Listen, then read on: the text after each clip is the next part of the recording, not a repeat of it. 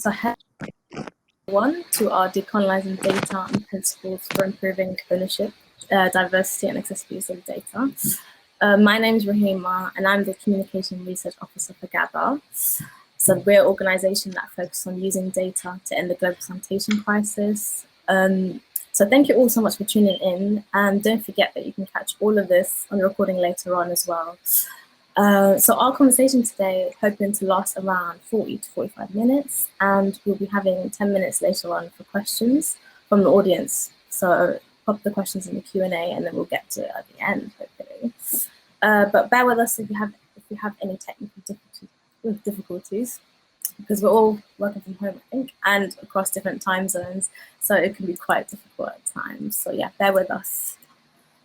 Yeah, so I just wanted to go into the conversation and kind of what I wanted to set the context for the conversation. So with this conversation, I thought it was important to go back to the origins of the concept of decolonisation and what that actually means. So some might go look back to Frantz Fanon, who talks about decolonisation never takes place unnoticed. It influences individuals and it modifies them fundamentally.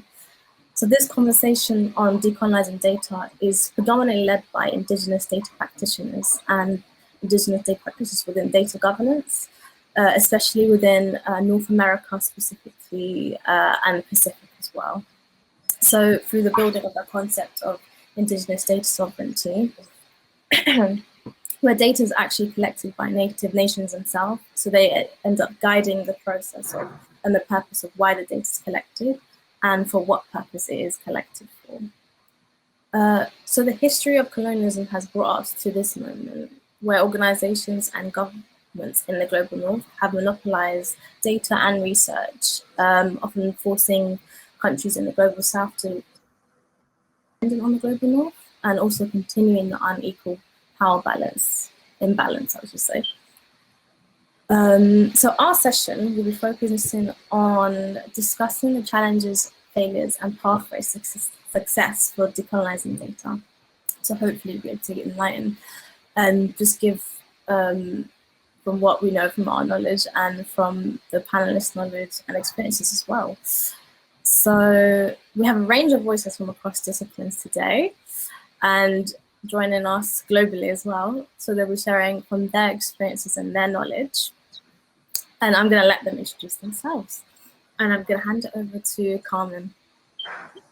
Hi, everybody. Thank you so much, Rahima, for the invitation. And it's a pleasure for me to be here with all of you in this conversation. My name is Carmen Leon Himmelstein, and I'm a senior research officer in ODI. So just to let you know a bit about me, I do very much qualitative research. So I'm going to talk about my perspective on that. And also I work in a think tank that works on topics on international development. So that's very much my background. So you understand the things that I'm going to be saying today is under that context. Thanks. And I'm going to pass it off to Udo. Hello, everyone. It's a pleasure to be here, and thanks so much for the invitation. My name is Rudo Kemper. I'm originally from the Caribbean, Curacao. For the past 10 years, I've been working in South America with some indigenous and other local communities to map their lands. I'm currently working with an organization called Digital Democracy, where concerns about decolonizing data and co-creating tools that help communities decolonize data is very central to what we do. So I'm hoping to give a lot of perspective from the point of view of technology creation and how technology can play a role in that, and what are some of the challenges and limitations in that pursuit as well. And yeah, that's me. Great to be here. Finally, we have Azam joining us. I think you might be on mute, Azam.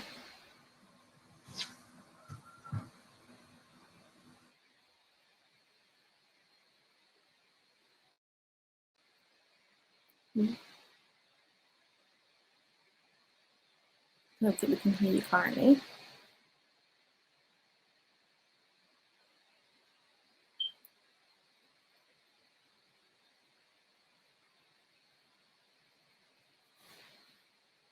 Can you hear us? I can see us.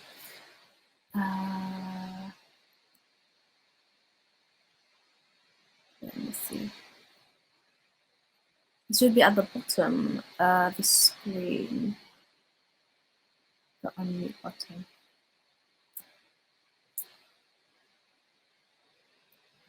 Hopefully. Oh, I can't. Is there a button at the bottom that has the microphone sign?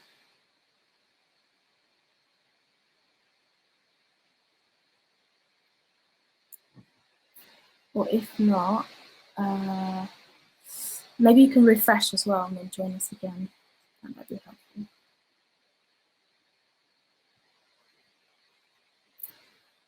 Might be frozen maybe.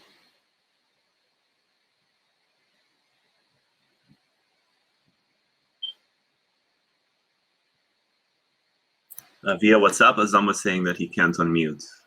Yeah. So maybe we can with him there to figure out. Yeah, I think we might need to rejoin again once again. I think that might be the issue. Let me just check quickly.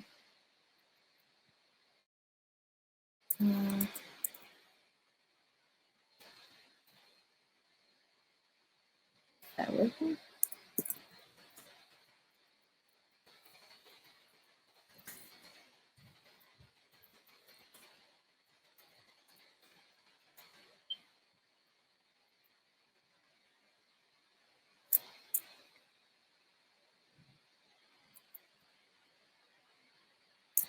I'm just checking with organizers as well.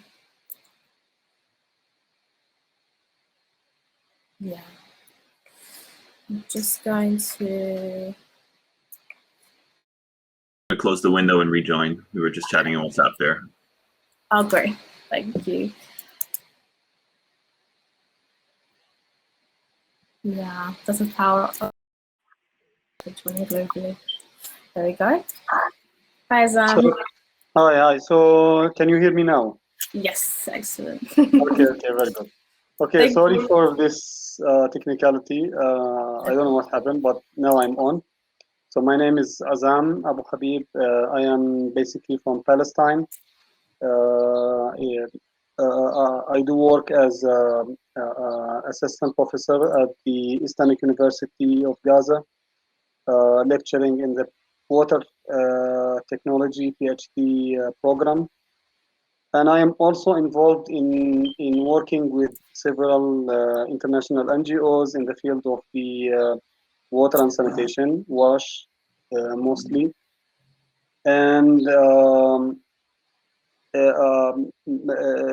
trying to do something to the decolonizing of the data, and that's why I'm joining, because I believe it's a kind of something that to be shared with everyone in more like a free manner, especially in the region where I live. And so basically, this is what I would like to talk about afterwards. Thank you so much. I will be sharing my screen with the questions. Let me just share my screen so everyone can see the questions. Is that all right? Yes. And I will be making it go. So I think I'm just going to jump right into the first question. So the Global North mostly sets the agenda for research projects. So from choosing the topic to research methods. So at which step of the research process, do we need to start with to break the cycle? And I want to hand it over to Carmen, so you can give us your... Sure. I would say ideally we should start from the moment that the proposal is written and partnerships are established. So this would involve various things happening at the same time. For example, exploring with Global South partners whether the topic of research questions are what we should be looking at, if they're relevant and pertinent, and how is the research going to improve the lives of people. I think that's the most important that we should keep in mind. And if that is not there in the proposal, we should include it, tell the donor. And also I would say we need to prepare for negotiations on the scope of the research and perhaps on additional funding, because decolonizing data requires more human and financial resources to make things work.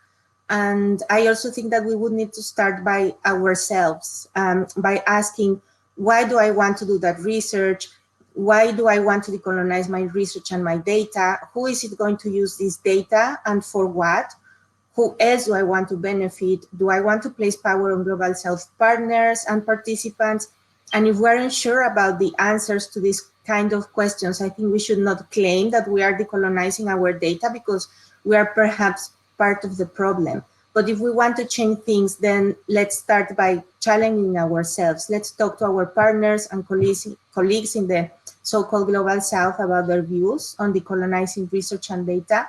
And let's read more articles and books written by Global South scholars and practitioners and cite them in our proposal. Let's kind of unlearn about research methods that were taught to us at university and are probably highly colonial, and let's learn on other methods that empower our research participants. So overall, I think change happens in both sides, from ourselves, but also challenging those spaces at the macro level or at the structures where negotiations with donors and global North institutions take place. Thank you. Yeah, especially just with, starting to think both like within ourselves, like personally, like, and also structurally as well. So it really just starts with us, an organization, just being honest with their practices of within research. Like, are we listening to the people that we are supposed to be, I guess, researching about, just like about them rather than collaborating with them as well. And with this question, I wanted to pass it over to Rudo as well. I just wanted to get your thoughts on that. We're also in complete agreement with what Carmen said, and largely echoing some of what she said from a practitioner point of view.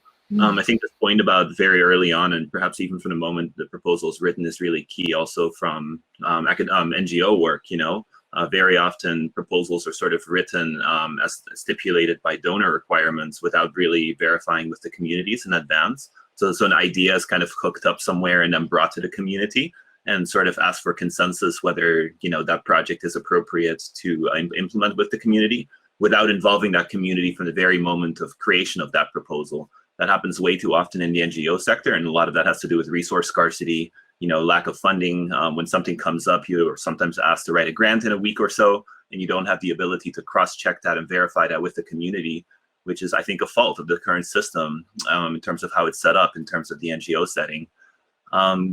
Another kind of important thing is sort of taking on a philosophy of co-creation, which is largely echoing some of what Carmen was saying as well. Really involving sort of whoever you are doing research on, or which communities you're working with, in the full and complete design of the project that you're implementing.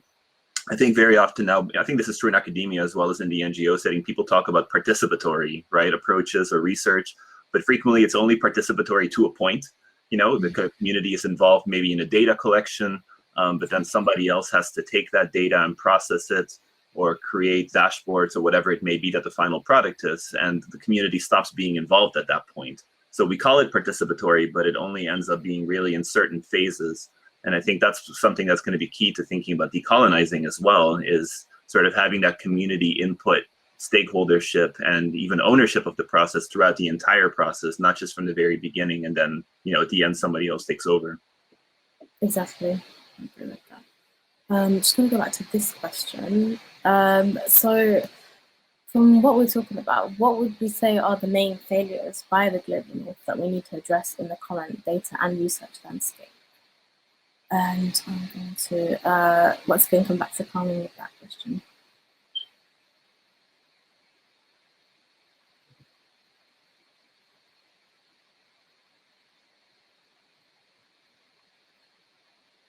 Sorry, can you hear me, Carmen? Oh, yes, sorry. I thought you were asking somebody else. I'm very sorry. No problem. So I think we need to end, first of all, extractive and hierarchical research practices. So what I have observed is that at the moment there are unequal power relations, where the expert is the person who's coming from the Global North, while the academics and researchers in the Global South are treated as research assistants, or the nice thing to have in a bid. So we need to build more equal partnerships if we want to have reliable data. And I think we also need to address who has access to what data. So it's not secret that Global North researchers publish in journals that are controlled by Global North institutions, while participants hardly see the outcomes of the research or have a chance to discuss with researchers how can they make use of the findings or what needs to be done and by whom to make findings more actionable. So the findings usually stay within the Global North researchers and institutions. And I think this is a big failure that we still need to correct. And also we need to address who analyzes the data. This is usually done by Global North institutes and not by researchers in the so-called Global South who collect the data. So data needs to be analyzed by local researchers and participants along with the Global North researchers to make sure that data is being interpreted correctly. And I'm not saying let's just get rid of people who are working in the Global North or the researchers or the practitioners, but I think we need just to create a space that is more equitable and with less power structures. And finally, I think there is no reflection from Global North researchers on our positionality or who we are and how do we position ourselves in that research or that project. So what does it mean that a white person or a foreigner is asking very intimate questions to participants? What is the implications of all of this in what your participants share with you?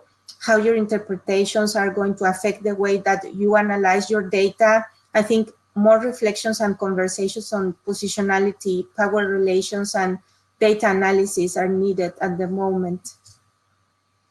Yeah, I agree with that. I think especially we mentioned the journals as well. A lot of them even tend to be the access to it. You have to like use a lot of money to actually access it. So a lot of it is quite inaccessible, or you'll have an extra fee if you're from, I guess, the so-called global south. So a lot of that, yeah, is very necessary, I think, to achieve that. Rudo, I'd love to hear your opinions on that as well. I think that's all very on point, especially about ending extractive. I think that frequently happens in academia as well as in the practitioner sector.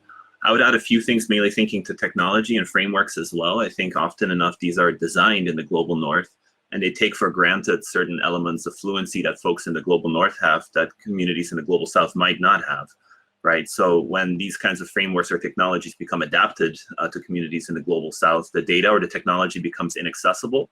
And what frequently happens is then there's a dependency on somebody from the outside to help with the onboarding or with the usage or constant training or extraction of that data or analysis, as Carmen was saying. And so when we're thinking about decolonizing data, I think we have to talk about autonomy as well and the usage of that data. And so again, going back to what I said earlier about the incompleteness of this process, I think thinking to reducing that need to external support in the future is going to be really key. And that is both a point about frameworks and the kind of language that's used, the philosophies that undergird data collection, as well as technology, because frequently the kind of data collection tools that are being used rely on a centralized database somewhere in the cloud, for example.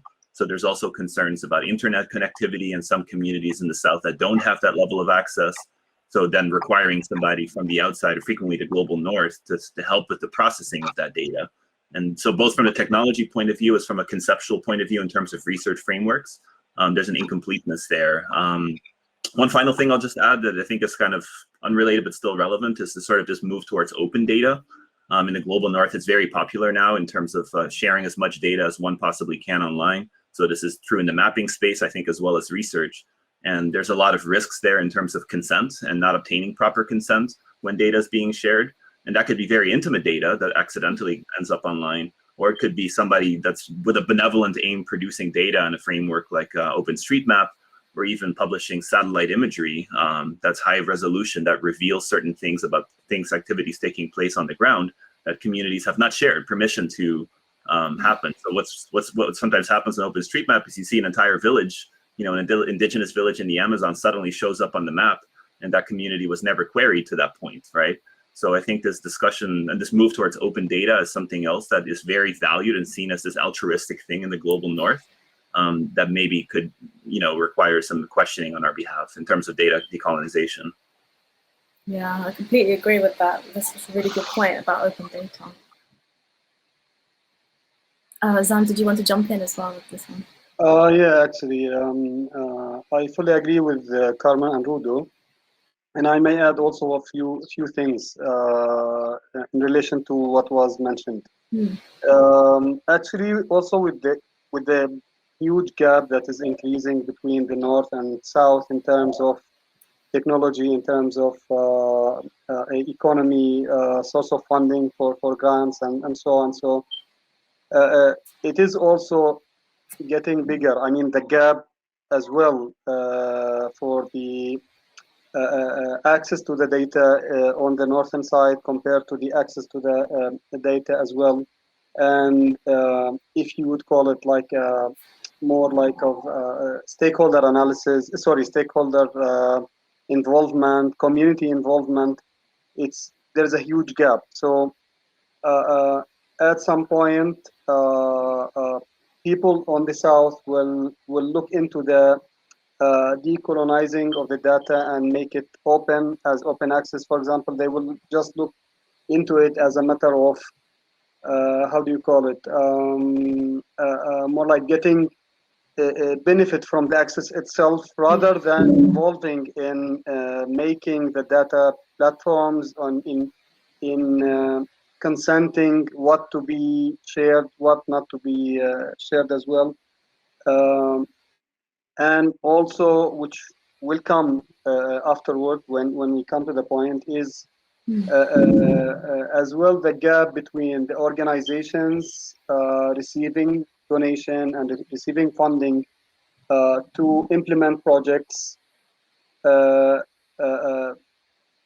bit far from the grants and research fundings. They don't seem to work together. In only few occasions they get to work together, you know, to identify needs, even make sure that the data is there for everyone to share and to know. So all these things blended together are you know, causing more problematic issues, more failure, which we need to overcome if we are to get proper, you know, data access to everyone. I think you brought up a good point with the idea of consent, and Rudolph bringing up the point about open data. I think a lot of that is like rooted in language as well, and like who's involved in the whole process. I guess if people from the region are involved in the process, they'd be able to explain to the community they come from themselves what does consent mean to them in their own like context and in their own communities as well. So I think that's a really important point that you both bring up as well. From the idea of autonomy, I wanted to go on to the question about self-determination within data, especially in relation to governments and states. So how important is self-determination within data? So that we can relate it to the idea of, I guess, autonomy within communities, of how much independence autonomy we have with the data.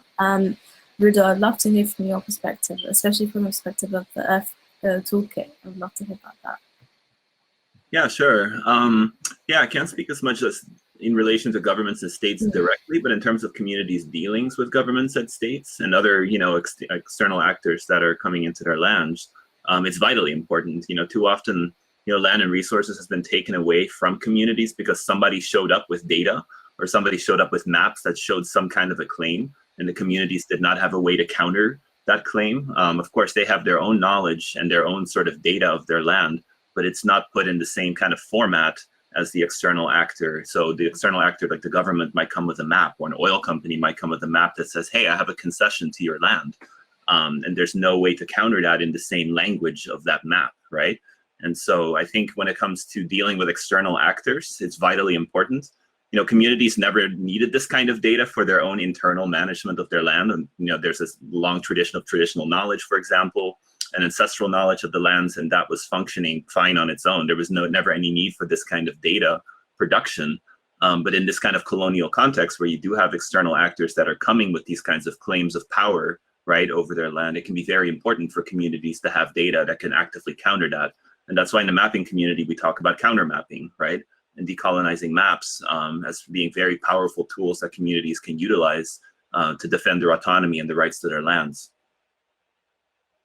I love that concept of counter mapping. That sounds really interesting. Could you speak more about that? Yeah, sure. I mean, countermapping, it's sort of a movement that came from the 80s and 90s, you know, as mapping technology became more democratized, more easier to use. Communities, especially indigenous peoples, and there was pioneering work done in Central America as well as in Canada, where communities started to produce their own maps specifically as a way to counter maps that were being produced by outsiders about their land. And, you know, this even goes back to the colonial times where, you know, maps of Africa were produced that showed it as being empty land, which then enabled, you know, the states of France and England and others to basically claim, you know, this empty land as their own.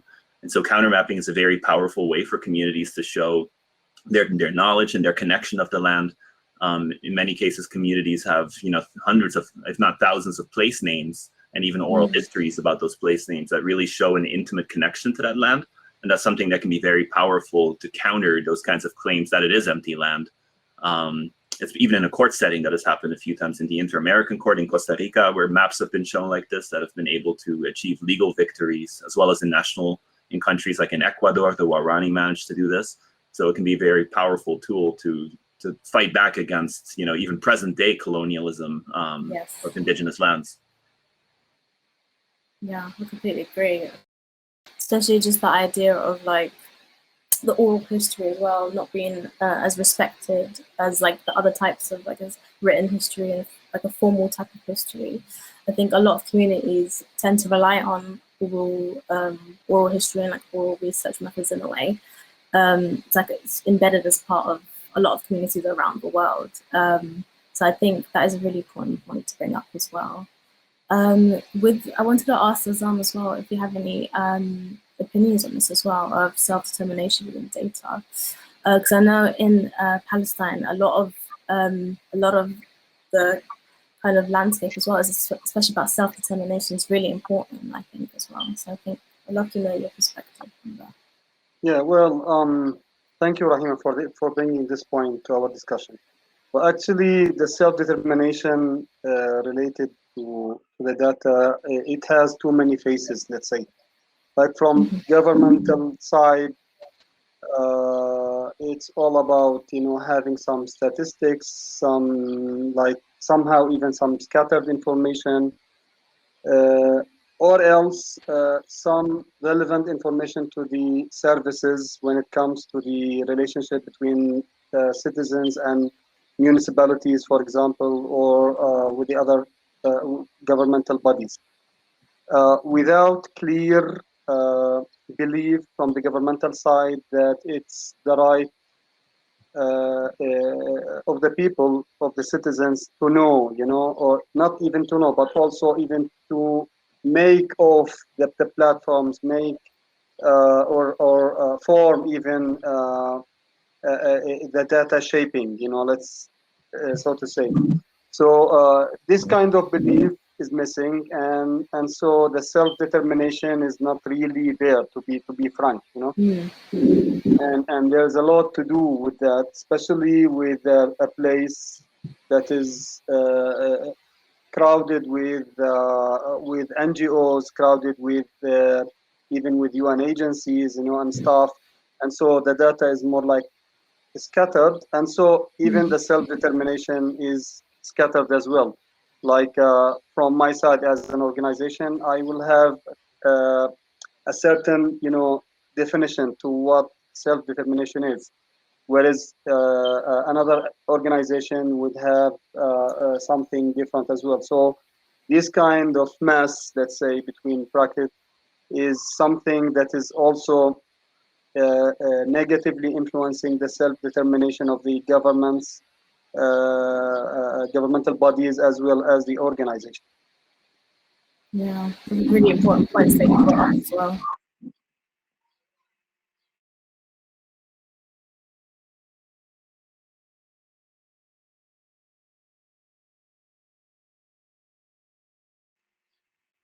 I think you are muted, Rahima. You are muted, Rahima. We cannot hear you. Sorry, I was just talking for like a full minute. Thank you for letting me know. So I wanted to go on to this question about what are success stories that you've all seen or experienced in ensuring equitable access, ownership, and use of data by local communities. And I'd love to bring it to you, Carmen, about this question as well. Sure. Actually, I'm here to listen to the answers of that question from Rudo and Assam. But I have heard of organizations that are doing a good job, but these are usually based in the global south. And personally, my closest experience with a project that kind of pushed me to think differently in the way that I conduct research and to reflect on power relations was during my PhD fieldwork with indigenous communities in Oaxaca, Mexico. So I had like a chance to immerse very much in what was happening in the local level, because I was living with them and staying with them for over a year. But I think they pushed me to think differently on decolonizing data and methods before actually I was thinking about those issues. So I was asked to share findings with community members and to share my thesis and any output that is there from that research. And my thesis is open access, but still I have not had the chance to return to the community and to really share like what I found and the policy implications and what to do with that, because COVID came and I have not had a chance as well to return to Mexico. But it's like, it was a very important lesson for me to think about those things.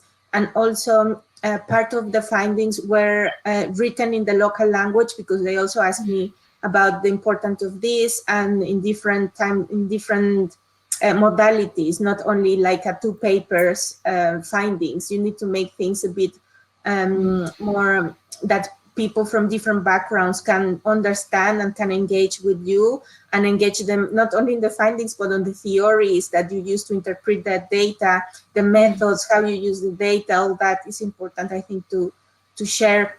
And also I was asked to explain the research and ask for permission to local authorities to collect the data. And I think this is also very important, because in other projects, you just arrive as a Global North researcher and we think that we have the authority to just start asking questions, and we have approval from research ethics committees at the national level, but it's very different than really asking for permission at the local level of what you are going to do, how and who you want to interview. And also I asked community members to help me to analyze the data or to validate the data, a bit with connected with what Rudo was saying. And I was asking not only my participants, but also people from the community who I did not interview, so they could also give me an external point of view about whether I was like kind of analyzing the data properly or not. But basically that's my only successful, or not even successful, but trying to do things well in international development. But I would love to hear from others. What have been your experiences? Yeah, I'd love to hear as well from Rudo, firstly. Yeah, if we can share experiences with that, or if you've seen anyone else who's been having great success stories with that. Yeah, sure. In some ways, I'm actually in the same boat as Carmen, where the experiences that I've had have also, firsthand anyway, largely limited success that have actually, pushed us to try to do better, actually, in terms of responsible use of technologies, trying to think of frameworks that are participatory and so on.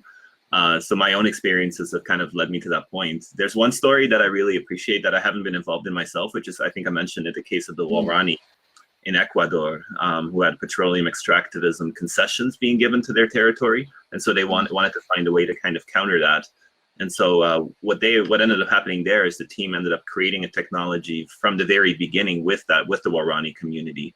So instead of trying to figure out what's out there and what can be kind of adapted to the needs of the Waorani, and sort of maybe making a few customizations to the technology was built from the very beginning with Waorani input and kind of perspective on the user interface, on principles of data sovereignty that should go into that from the very beginning and baked into the design of the application. And that ended up being very successful. Waorani ended up conducting an extensive ancestral lands mapping work that they later brought to bear in a court setting, and they ended up winning a court case in Ecuador, which is a very inspiring story. That said, there's a flip side to that, which is that, the technology, it's not a panacea. It was something that was developed in the context there, but there was already existing networks of solidarity.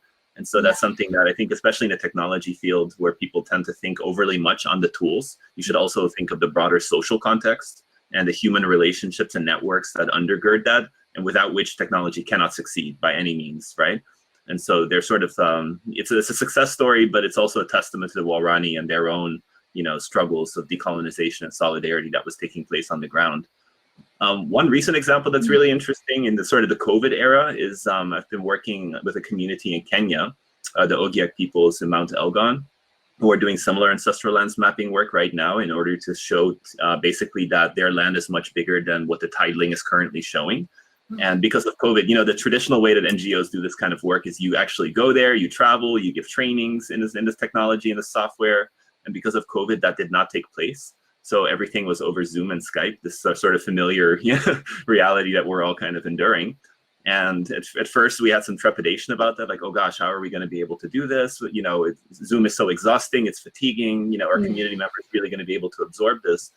And surprisingly, it actually really impressive. The community managed to run with it and do a lot of data collection and really take ownership over the process.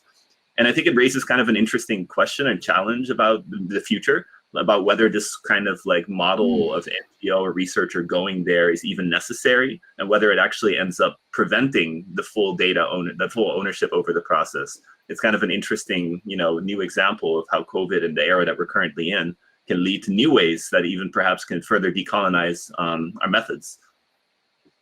Yeah, that's such a good point. I really hope this time brings about a new ways of thinking of how we can actually go about with research and data as well. So I'm hoping that it will broaden that, open that space as well. Azam, did you want to include in this as well, or would you like to go to the last question? No, I think what was mentioned by Carmen and Rudo are quite sufficient and with really some concrete examples. So I think it's better that we move on. Right. So with the last questions that we have, I want to bring that back to you, Azam. So are there any practical steps organizations and researchers can take in moving towards decolonizing data? Yes, actually, and it starts with the good cooperation between both of them, like the organization and researchers, away from between brackets, talking and trying to speak on behalf of the community, like especially in our areas. Organizations would speak for the community, and also researchers would speak for the community. That's one important thing. The second thing is that the way I see it is not only cooperation in terms of fundraising or in terms of executing and implementing projects, which has the interest of almost everyone. It is also the matter of prioritizing the access to data for everyone from both perspectives. So it's better that we, like organization and researchers, try to build up some joint platforms, some data sharing access where people can get into this information, into the data that has two faces. And there are so many fields where we can explore this. But water and sanitation is one of the major things that we can try and have platforms, try and have some two faces data sharing, channels where both are there, academia and organization. And it would be also better that when we do, and I can go and recall what Carmen mentioned, that at the very, very beginning, which is not the proposal writing, it's rather the need assessment and the need addressing and community priorities, identification. It would be better that we have something that speaks for the data. Like whenever we have a project, let's say, we make sure that we have a sort of data sharing with the community, not only along the project implementation, but something that can stay there even after the project is implemented and done. And also from the researcher side as well, it is something that we should keep not only in the time where the researcher does its job or does its research. It's something that is more like a permanent platform, permanent channel of data sharing for everyone to go and look into the data and see. This is, I think, one of the major things that to be done if we are to decolonize data in a very proper way and make it like free access to everyone. Much for sharing that, Islam. Ruda, I wanted to bring that back to you.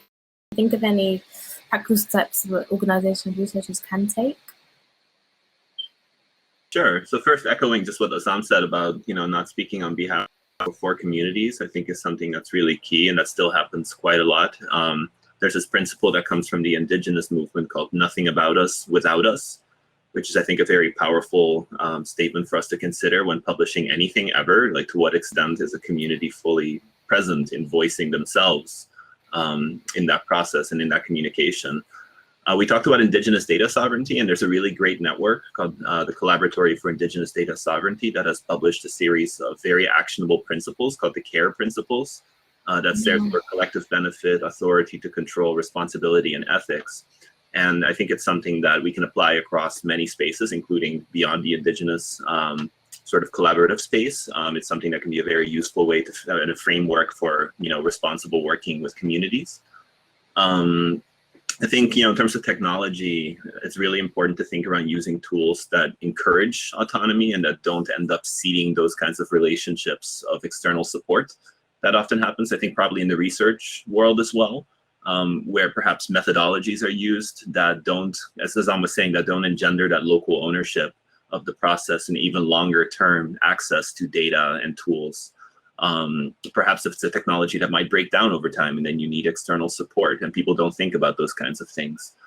So in the field of technology, I think that's really key. Data extractivism, we talked about that, and just avoiding that across the board. That happens, of course, with research a lot, that somebody ends up collecting data for their PhD or for their research and then don't have the opportunity to bring it back, or perhaps not to translate it, which is equally key, as Carmen was saying before. And the last thing I would say is produce data that's genuinely decolonial.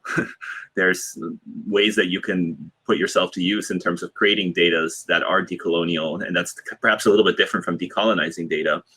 But there's some really great examples online, like the Decolonial Atlas, which is on social media and is very popular and produces a lot of maps that kind of show different points of view of the world.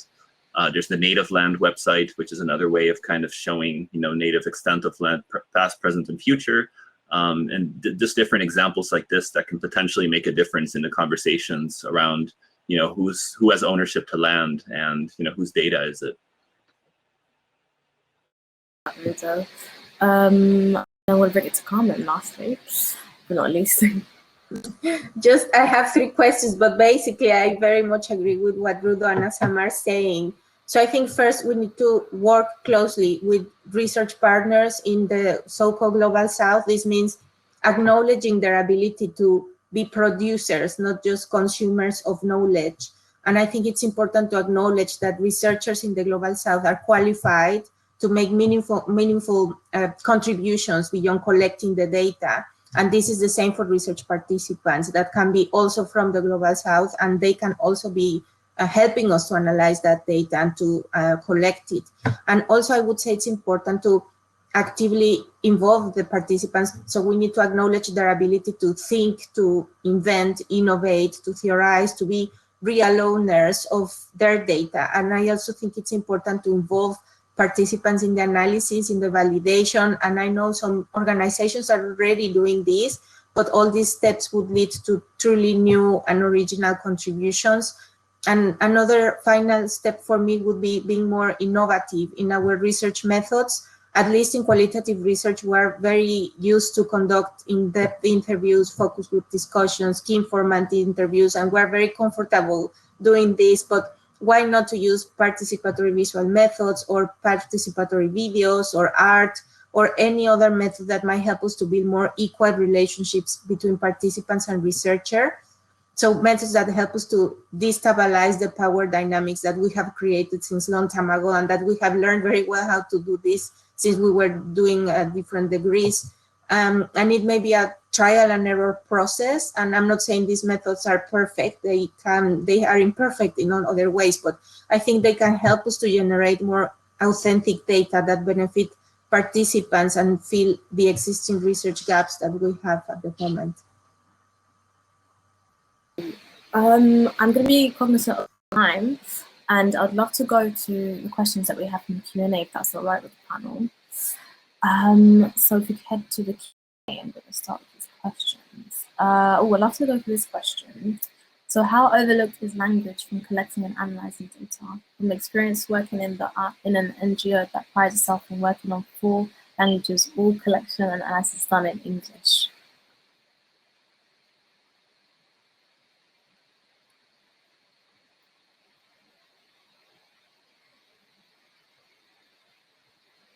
Can you hear me? Rahima, can you repeat the question, please? And because Yes. I don't think that we can see them, or at least I can't. If you go to the Q&A section, on the panel slides, I think it should be there. Next to people, should be in there.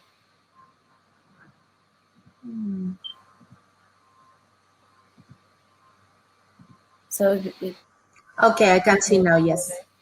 Cool. There's one about how overlooked is language, if you scroll down, when collecting and analysing data. So I'd love to know, all of your thoughts about that, if you have any.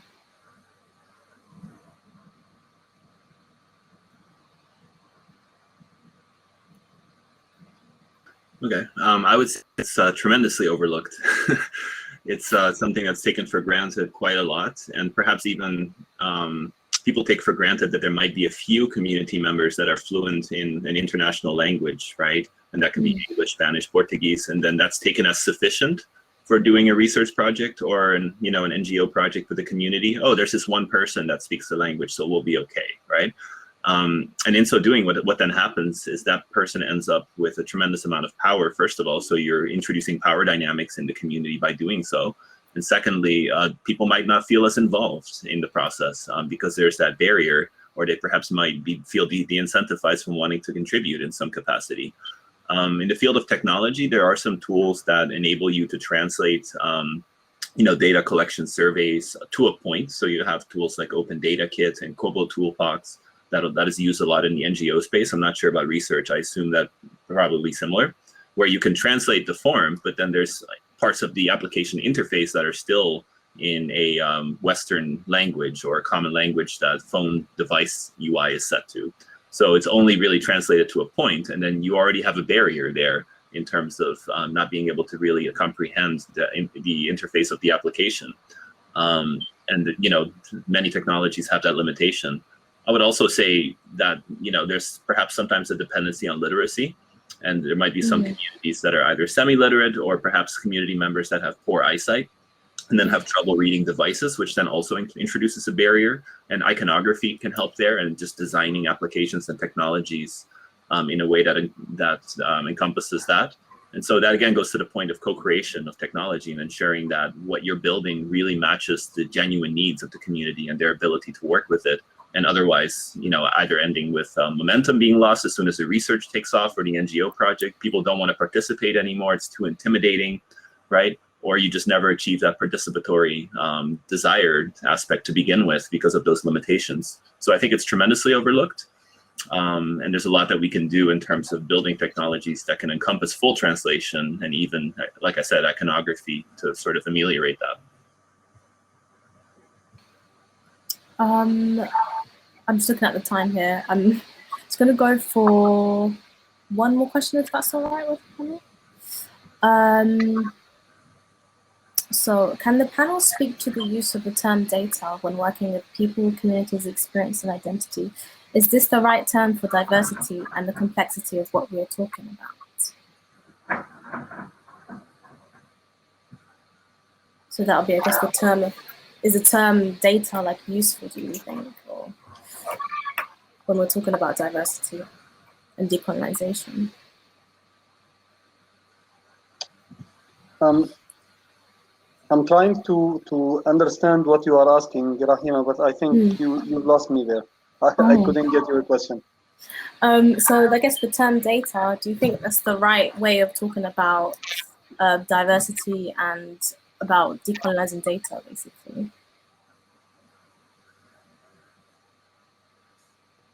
Well, I'm still like, I cannot really get what you are saying, but I think despite the diversity that we have, yes, data colonizing is still something that we need to aim for.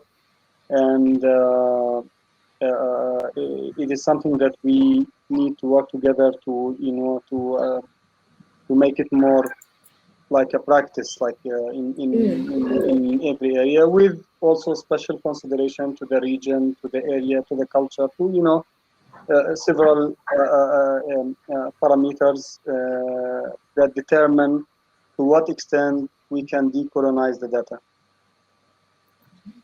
Does anyone else have any input on that as well, about the term data?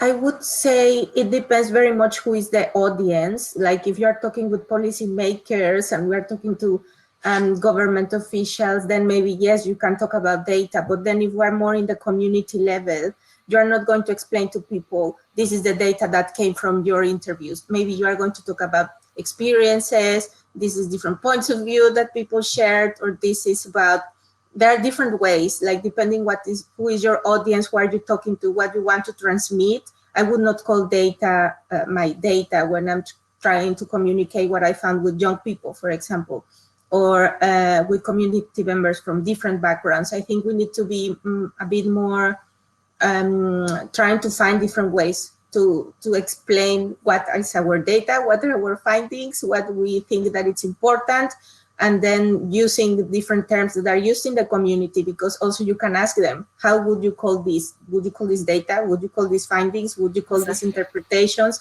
stories, experiences? How can we call this all together? I love that point as well. Yeah, that's a really good point, actually. Daria says, yeah, I think maybe it'd be good to talk about, I guess, knowledge rather than the idea of data. Could be a good way of framing it as well.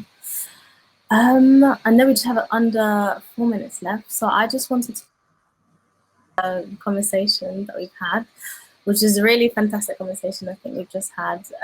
You've all brought such really great points as well. And yeah, I just wanted to bring up if there's any social media that you wanted to share with people, any work as well that you wanted people to look at. Many.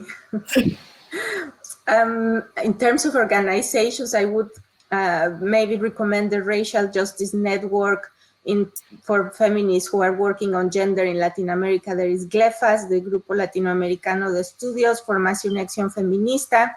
There is also Decolonial Futures, Charity So White, the Anti-Racist Educator. And yes, those are the organizations that come to my mind, but maybe the others have more.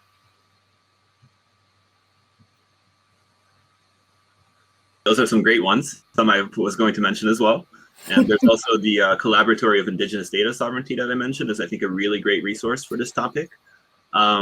Digital Democracy, we're curating something new called Earth Defenders Toolkit, where we're periodically posting research insights that kind of deal with these kinds of questions as well. So right now we have a series of blog posts. If you go to earthdefenderstoolkit.com, and there's some social media associated with that if you're interested in following that.